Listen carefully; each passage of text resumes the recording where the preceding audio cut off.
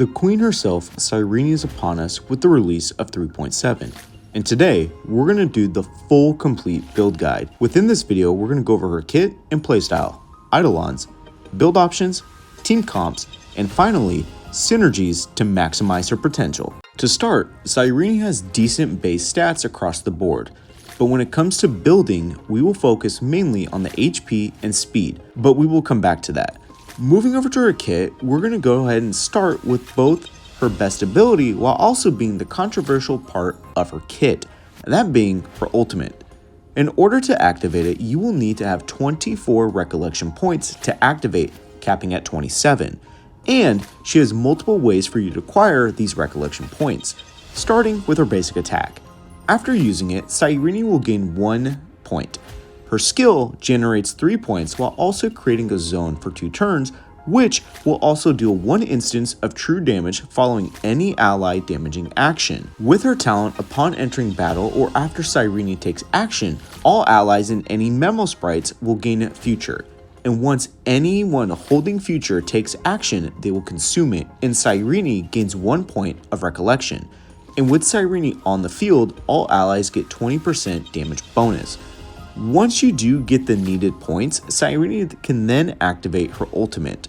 Cyrene summons herself as the memo sprite, granting ultimate activation 1 more time, while also allowing all allies' ultimates being able to activate, and she enters into her Ripples of Past Revelry state, which enhances her basic, causes her zone to be active for the remaining of the fight. Now, once in her memo sprite state, Cyrene is able to attack, but the biggest aspect and most important part of her kit is her memo skill 2, as you are able to apply buffs to a selected ally. If you select a member who isn't a Chrysos heir, they will receive 40% damage bonus for 2 turns. But if you do select a Chrysos heir, they gain a unique buff, unique to each Chrysos heir. As you can see, this aspect of her kit is not only important but very specific, as outside of Chrysos heir teams, Cyrene really lacks. But looking at her passives, if an ally summons a memo sprite, it gains future. But upon action, future does not get consumed, and Cyrene still gets that point of recollection. Then, if you have either 1, 2, or 3 members of Chrysos heirs or remembrance characters, Cyrene starts the battle with more points of recollection depending on the number of teammates fitting those groups. And finally, if Cyrene's speed is 180 or higher, she gives all allies a 20% damage increase. So as you can see, Cyrene buffs Chrysos heir members tremendously, but is also the major issue, as without a Chrysos heir or even remembrance character, Cyrene has a difficult time building up to the needed recollection points to activate the ultimate. With no Chrysos heir characters, don't even really benefit from her abilities.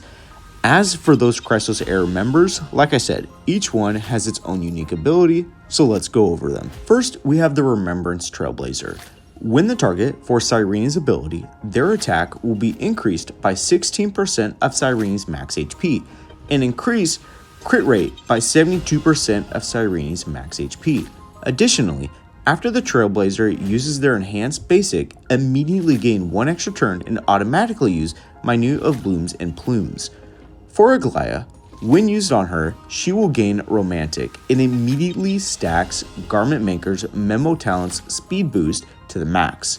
And after either Aglaia or Garment Maker uses an attack, consumes Romantic and regenerates 70 energy and increases damage by 72%, while also ignoring 36% of the enemy's defense until Aglaia exits her Supreme Stance state. For Tribby, when she's targeted by Cyrene, it will cause damage dealt by Tribby to ignore 12% of the enemy's defense, and when Tribby launches her follow-up and it triggers the additional damage from her zone, it will further deal an additional instance of damage. Mighty's buff will remove all crowd control debuffs on him, and if Mighty is in his Vendetta state, he will automatically use 1 instance of Godslayer Be God without consuming charge, and his crit damage will be increased by 200% for this attack. But if he isn't in his Vendetta state, his action will be advanced forward by 100%. The buff for Castris will allow her to overflow her new bud to 200%. And when Netherwing consumes new bud, it will increase its damage by 0.24% for every 1% of overflow value. And when there are 2 or fewer enemies, that damage is going to be increased to 0.48%. Moving over to Anoxa, when used on him, you will recover 1 skill point and allow Anoxa to immediately take action, while also increasing the number of skill damage instances to 3 for 1 turn. And the next time Anoxa uses his ability, he gains True Knowledge. It will increase the attack of all Erudition characters by 60% and damage dealt by 40% until Anoxa's next turn. For Hyacinth, she will gain 2 instances of Oath to Sky, and Hyacinth will generate 24 energy, and whenever she has stacks of Oath to Sky, it's going to further increase the healing value done by Little Ika's skill by 72%. And after using a skill or ultimate, Hyacinth consumes 1 stack. Next, when used on Cypher, it will increase the damage dealt by 36% and decrease the enemy with Patron's defense by 20% and all other enemies' defense by 12%. Now, for my goat Finon, he will gain 6 core flames as well as eternal ignition upon transforming. When transforming, if you have more than 12 core flames, it's going to further increase the crit damage by 12% up to 72% for each stack of core flames beyond 12. And while Eternal Ignition is on, it's going to increase his Castellana's crit rate by 16%, and when you would normally exit the transformed state, these turns will be refreshed. Gain 4 points of Scourge, and after each additional turn is used, it's going to consume 15% HP while dealing additional instances of fire damage. Moving over to Hysolins, she will gain Flowing Warmth, and after Hysolin's attacks, it's going to consume Flowing Warmth and regenerate 60 energy, increasing damage dealt by Hysolins by 120%. And further, when performing a basic or skill, it's going to increase the dot damage applied to the enemy immediately to produce damage by either 60% or 80%, depending if you use the basic or skill. For Saridra, it will boost the crit damage of whichever character with military merit by 30%. And after Coup de Main ends, Saridra gains 1 charge. When used on Evernight, it will increase the damage dealt by Dream Dissolving as Dew by 18%.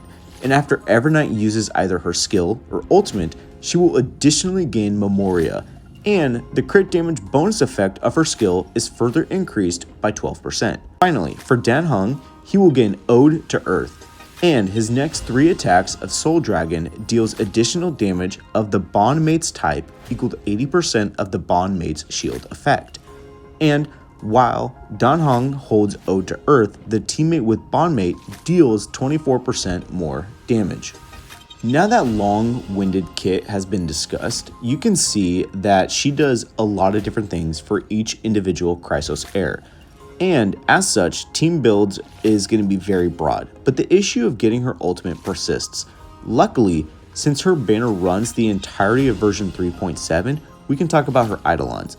E1 grants her 6 points of recollection, which is good, but keep in mind this only activates after her initial ultimate is used. So while this allows for more ease of use and more frequent ultimates, the benefits only occur after your first ultimate. E2 is arguably her best option and probably her stopping point, as upon entering battle, she will start with 12 points of recollection, and in conjunction with her E1, the biggest issue of her lackey ultimates coming out is basically gone. Moving towards the actual build aspect, let's first talk about Lightcones. And much like Acheron when she first came out, Cyrene faces a scarcity of good options, with her signature being the obvious best, as while it provides allies to deal more damage, the biggest part is in fact that it provides a hefty speed boost, making that 180 speed target easy to achieve, and an alternate would be Hyacinth's Lightcone, as it's a good option providing good speed buff. And finally, the Herdershop Lightcone provides a smaller speed bonus, but it also provides all allied damage increase. Moving over to the Relics, as I have said in previous builds, focus on key stats first. With Cyrene, focus on the 180 speed goal first. If that means running 2-piece sets to achieve that, to get a speed bonus, then do it. You will notice a significant drop off if it isn't achieved. Otherwise, I think running the world remaking set is best, as it provides allies a 15% damage increase, and being on teams with some heavy hitters, increasing that damage matters. For the ornaments, the easy best option would be the Euphorious Eternal Land set, providing all allies and memo sprites a speed increase. For the relic stats, it really depends on what team you run her with. For a casterist team, maximizing HP is important compared to all other Chrysos Air teams. But for the body, a crit damage provides much more versatility than the HP. Speed boots is obvious, just make sure you have plenty of speed. HP percent planner set is good because ice damage doesn't really do a whole lot right there, and an HP percent rope, since she doesn't benefit at all from energy regeneration because of her unique ultimate gauge.